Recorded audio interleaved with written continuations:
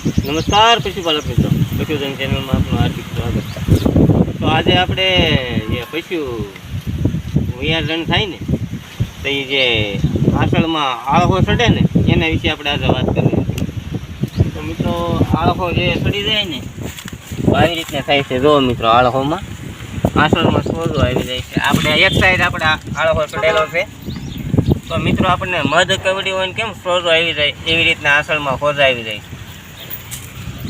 એટલે મિત્રો આના માટે આપણે આળખામાં કેવી કાળજી લેવી જોઈએ એના વિશે આપણે વાત કરવાની છે મિત્રો.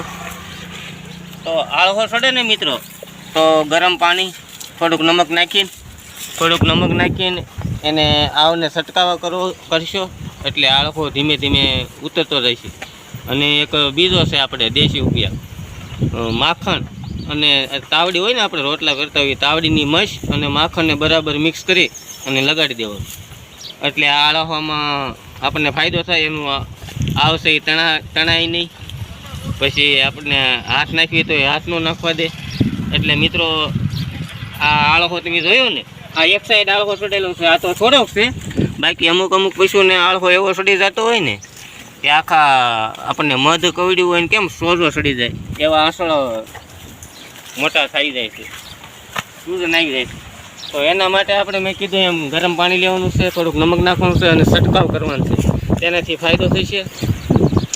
અને મિત્રો આ વિડીયો કેવો લાગ્યો, સારો લાગે તો શેર કરજો, લાઈક કરજો અને આવા નવા વિડીયો જોવા માટે આપણી ચેનલમાં સબસ્ક્રાઈબ કરી લેજો. ધન્યવાદ.